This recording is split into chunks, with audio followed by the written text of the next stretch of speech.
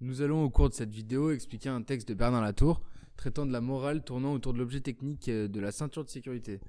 Donc premièrement, quel est le lien entre la morale et la ceinture de sécurité?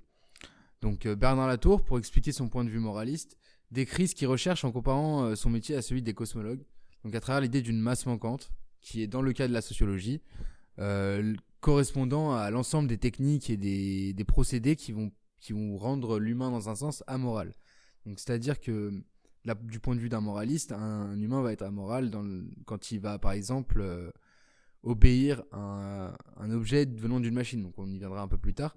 Donc nous, contrairement à Bernard Latour, on va expliquer plus globalement ce qu'un moraliste peut déduire de l'analyse morale de l'objet qu'est la ceinture, autour de quelques exemples. Donc déjà à savoir le premier que je vous ai cité, l'idée de soumission et de non-liberté individuelle vis-à-vis de cette ceinture. C'est-à-dire que l'humain, en acceptant d'obéir à la voiture qui lui ordonne par des signaux sonores ou même visuels de mettre sa ceinture de sécurité, va se rendre amoral en lui obéissant, en simplement ne se posant pas la question. Donc ça, c'est un premier concept justement qui ressort de cette analyse. On pourrait en discuter pendant longtemps et arriver à la conclusion que l'être humain doit faire ça logiquement. Enfin bref, c'est un des trois exemples. Le deuxième est celui d'un certain aveu d'impuissance fait par l'homme.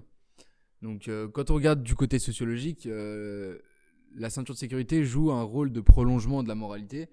Donc en réalisant des tâches que l'homme ne peut pas réaliser, à savoir ici se protéger et pouvoir conduire en toute sécurité sans la ceinture de sécurité.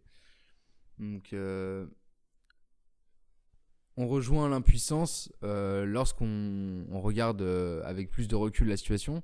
Donc quand on prend pour exemple une personne qui va conduire à 150 km/h et même avec une ceinture de sécurité, va rester une personne lancée à 150 km/h n'ayant presque pas de chance de s'en sortir, même en cas de choc, avec ceinture de sécurité. Donc c'est là que on rejoint cette idée d'impuissance et même de superstition qui va nous laisser croire qu'on est capable de survivre à un tel choc.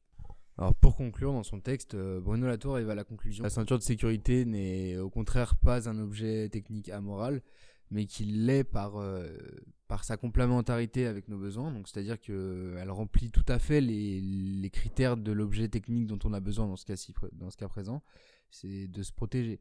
Donc nous personnellement, suite à l'analyse de ce texte, on arrive à la même conclusion, se disant que d'accord, la ceinture est morale par sa complémentarité avec nos besoins et que elle nous permet de nous protéger dans certaines situations, mais aussi que ça repose sur un principe d'échange équivalent, tel que la ceinture nous offre un moyen de nous protéger et de survivre en cas de choc bien sûr léger, et en contrepartie, l'homme a abandonné une partie de sa morale en disant d'accord, je te donne le relais, en parlant de la ceinture bien évidemment, et accepter de s'en remettre à cet objet technique qui lui n'a aucune conscience et a pour seul but de nous protéger.